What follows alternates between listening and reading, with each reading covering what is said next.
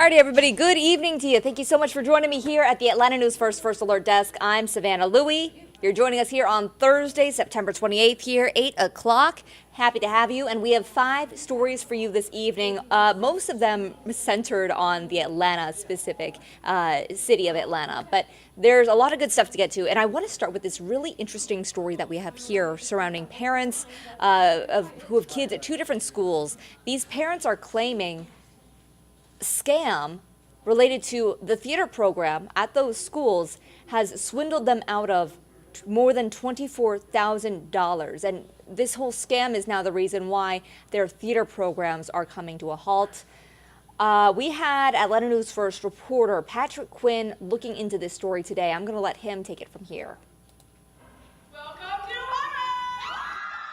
From Legally Blonde the musical, North Atlanta High School brought in more than $13,000 in ticket sales, but the theater program has not received a dime of that revenue. I would like them to feel the pain of what they've caused these students. Kristen Childers has been on the hunt to get that money back for North Atlanta High School and for Sutton Middle School after their performance of Beauty and the Beast. This is an account journal. Childers said Brown Paper Tickets, the ticket vendor, owes these 2 schools $24,030. Both schools were selling tickets as they had done traditionally, using this company that they thought they could rely on, and unfortunately, just got abused by the company. And these 2 Atlanta schools are certainly not alone. Based on media reports, Brown Paper Tickets has failed to pay back artists, ticket holders, and event organizers in Philadelphia, Madison, Wisconsin, San Francisco, Chicago, and in Washington State. After receiving more than 1,200 complaints, the Attorney General sued the Seattle-based company,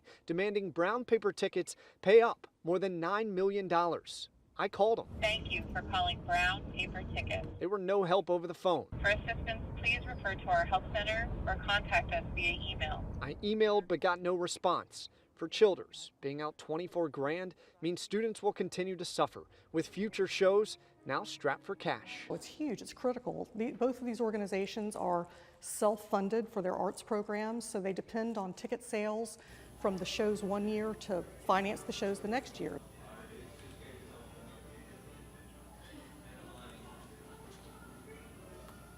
And again, that was our Patrick Quinn reporting there. All right, we're going to move straight ahead to a story we're actually pursuing for this evening. Our reporter Yasmina Alston is on this story. But I mean, if you've lived in the Atlanta area for the past couple of years, or even if you remember back a couple of years, because this was national news, a suspect accused of shooting and killing several people in the Atlanta spa shootings today. We're learning that Robert Aaron Long, he is currently awaiting trial here in Fulton County, where he has pleaded not guilty to 4 murder charges. He's accused of killing 8 people at the spas in Fulton and Cherokee County more than 2 years ago. Now, this afternoon, we were in the courtroom and we heard from a doctor who spoke on various psychological aspects of this case. Again, our Yasmina Alston is going to have the very latest in this story for you this evening, either on Peachtree TV at 10 o'clock or WANF at 11 o'clock. So hopefully you can join us for one of those shows, or both, rather, if you would like to do that. We would always love to see you. Just a quick reminder, though, about this incident here. Incredibly disturbing, heart-wrenching story. I believe this was national news a little over 2 years ago here. 6 of the victims were Asian. And you might remember this sparked a huge conversation about attacks that were happening against Asian Americans at the time, which, again, was happening all over the country. Long is already serving a Cherokee County life sentence for murder in those deadly spa shootings. So the trial that we're looking at today, the trial that Yasmina is going to be talking about later this evening, that is going to all be about the Atlanta Fulton County trial. Another important story for you here, also out of Fulton County, surrounding the Fulton County Jail. I want to show you that this is really interesting here. Officials are looking at a new way to protect the health of the people who are in Fulton County Jail with this wristbands here. They look kind of like a Fitbit, don't they?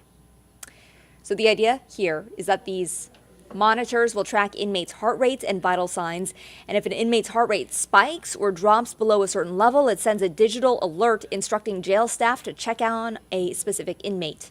GPS technology also shows exactly where that inmate is located inside the jail, so they can get to that person very quickly. Right now, 13 inmates have the bracelets. All of them are in the mental health unit. But the county so far has purchased 1,000 of these devices, so this program is going to keep on expanding all throughout the building. The wristbands, by the way, are made by Talatrix. That's an Alpharetta-based company, technology company. And it comes after a little less than a dozen inmates have died while in custody at the Fulton County Jail this year alone. All right, guys, we have a couple of positive stories for you to wrap up tonight. I'm excited about these. Hopefully you are as well. We all need some more positive news. New shoes for Atlanta students. You guys got to see this video. These kids are so happy that they got new shoes for free earlier today. Great initiative here. Hundreds of elementary schoolers over at Usher Collier Elementary tried on new Nikes. These shoes completely free. Kids even got to meet Atlanta Hawks player Sadiq Bey. And we're told, by the way, that shoes are the most expensive back-to-school purchase for families. So this was really a great initiative here. The Nordstroms also helped partner with the organization here to help distribute the shoes. And finally, guys, one more story, another giving story out of Atlanta today. Technically, DeKalb County. Let's see if we can pull up video. Do I have video? If I don't have video, I'll just talk about it. The video is really good, though. I wish I had it. Oh, man. All right. Well, regardless, we'll still tell you about Books to Kids. This is an amazing event that Atlanta News First has done over the years. We basically partner with a number of sponsors here in the Atlanta metro area to get books to kids all throughout metro Atlanta. And we've helped a lot of people. We've been able to touch a lot of people's lives. Today alone, more than 1,500 books were passed out to students at McClendon Elementary School, that's over in Decatur. And each student walked away with a backpack full of 5 books and some other goodies as well. Now, the principal there, we spoke to the principal. The principal says that he hopes that initiatives like this will help improve literacy rates. We know that literacy rates, not just here in the Atlanta metro, but across the country, have been struggling for kids. It's been really difficult to bounce back after the COVID-19 pandemic. So the hope here is with these books and more opportunities to read, it'll help kids. And again, I want to emphasize here, Atlanta News First has been doing this long before the pandemic, but it's still an initiative we really care about. And we do have a list of sponsors here who helped us in our effort to distribute these books. I want to read them out for you real fast because I really want to highlight all of the wonderful organizations and people who helped us out. All right, so we have our sponsors: Ted Nugent, Attorneys at Law, Troncalli Subaru and Subaru of Kennesaw, Delta Community Credit Union, McDonald's, Page Turners, Make Great Learners, Two Men in a Truck, Georgia State University, and the Georgia Department of Education. Again, I wish I had this video up for you, but if you can, go to AtlantaNewsFirst.com and check out the story. We also will be talking about this on our evening newscast tonight, 10 o'clock on Peachtree, 11 o'clock on WANF. I will be there for the 10. Carly Barnett going to be there for the 11. We have a lot of good stuff coming up for you tonight, including a beautiful night here in Metro Atlanta. All right, we are sending you out to Marietta Square for a picture where the sun has just set. You can kind of tell here, see a little bit of that dusk. Great night, though, to hop outside. We have First Alert meteorologist Cutter Martin in the house. Cutter, hey. What an intro. Yeah, it's very nice outside. Northwest side especially, temperatures cooling quickly, upper 60s and lower 70s. So if folks are out at dinner tonight, Marietta Square and beyond, it is absolutely perfect. So no surprise that every single parking space within that camera shot is filled up. If you're going out to dinner on the square there in Marietta, absolutely gorgeous weather is on the way. Really, it's already here, but it's going to linger as we get deeper into the evening, the overnight hours. Temperatures will cool. Again, thank you for tuning in and for watching. I'm First Alert meteorologist Cutter Martin. If you have any weather questions, comments, concerns, of course, we're streaming on a variety of platforms right now, but the account or the platform to ask those questions on, that'll be YouTube. Live right now, the Atlanta News First account. If you have any weather questions, comments, concerns, give the account a like and a follow on YouTube, or just simply comment your question on this particular stream. Here to give you an updated check of the forecast. Before diving too deeply into the extended forecast, want to first talk about what's happening at the moment. As mentioned up in Marietta, it is comfortable. In Atlanta, it is comfortable. It is an absolutely stunning evening across Metro Atlanta. In fact, we'll take you to current temperatures right now. already down to 67. Blairsville 69, Gainesville, and in Canton, Cherokee County. Nice cool evening underway. Carrollton, it's the cool spot right now at 66. Covington 68. Actually, Athens a little cooler at 64. 73 in Atlanta. It's a little bit milder, still though gorgeous, and trending cooler as we go through the overnight hours. Here is that hour-by-hour forecast. Again, look at the supermoon. We'll back it up there. Look at that gorgeous supermoon, the harvest moon, last supermoon of 2023. It is rising over Midtown Atlanta, and we do have some high-level cirrus clouds, kind of a thin veil of cloud cover out there, if anything, only adding to the pretty nature of it all. But technically, there are some clouds out there. Though thinning that cloud cover as we go into the overnight hours, I think mostly clear early tomorrow morning. That will allow temperatures to cool back into the upper 50s, lower 60s around the immediate metro tomorrow morning. That's in the city of Atlanta. The immediate metro, further outlying, it'll be even cooler. Here is a tighter look at the city of Atlanta, the immediate metro area. Kennesaw, 59. Douglasville, 58. Palmetto, city of South Fulton. Fairburn area, South Fulton County area. Upper 50s, pretty common. Mid-50s, McDonough at 56. Redan, 57, 58 in Lawrenceville and in Sugar Hill, the Beaufort area as well. 60 to 62 from the airport, towards Midtown, downtown, all that pavement keeping us just a little bit milder tomorrow morning. Blairsville, 54. 57 Rome, 57 Athens, 56 in Covington. LaGrange and Griffin in the upper 50s. It'll be pretty pleasant out there, out the door in the morning. Your bus stop forecast, out the door, 63. That's in the city of Atlanta. Plan on temperatures cooler than 60. If you're in maybe Cherokee County, up in Hall County, for example, down in Henry County, it'll be a little cooler. Send your students out maybe with a light jacket in the morning, but remind them to bring it home because they won't need it all day long. Temperatures quickly by recess time, mid to late morning, back in the 70s, short sleeves, 80s for many tomorrow afternoon, I think low to mid 80s. Shooting for 83, heading home on the bus tomorrow afternoon with lots of sunshine around the city of Atlanta. Here is again a breakdown neighborhood by neighborhood. High temperature on your Friday, Douglasville 84, city of South Fulton 84. Not encouraging you to play hooky, but if you can, maybe leave the office a little early tomorrow. It's going to be absolutely stunning. Smyrna 84, East Point 84, Atlanta 84, 83 in Alpharetta, 84 Marietta and Decatur.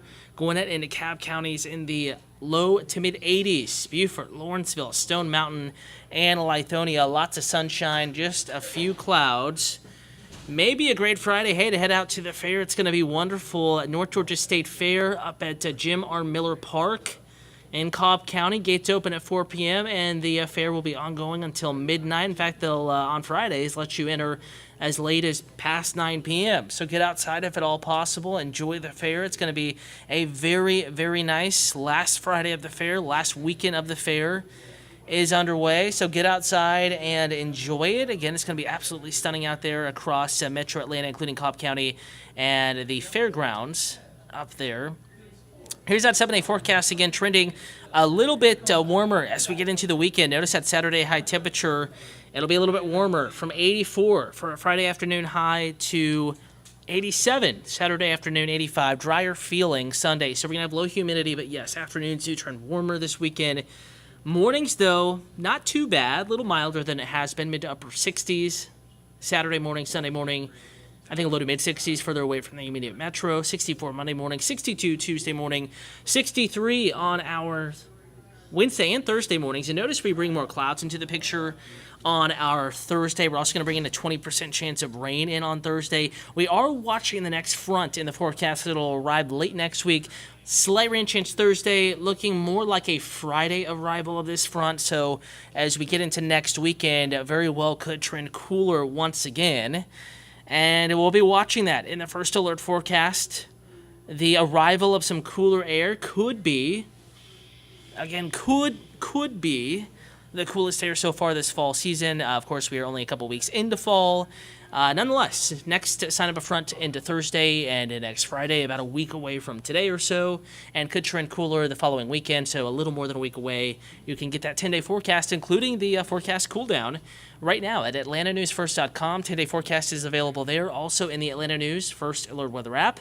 Full 10-day forecast there, always, and on our website, even outside of news time. We'll continue to keep you updated. In fact, we're live at 10 p.m., Atlanta News First on Peachtree TV, Atlanta CW affiliate. That's a 10 o'clock start time. I'm splitting the show with First Alert meteorologist Fred Campagna. We'll walk you through the evening forecast and the arrival of that front, rest of the weekend and on into next work week. And, of course, back on WANF Atlanta News First at 11 p.m. Have yourself a wonderful evening. Get outside and enjoy it. Maybe an extra block or two in that dog walk this evening because it feels oh so nice outside. Again, join the team on Peachtree TV starting at 10 p.m.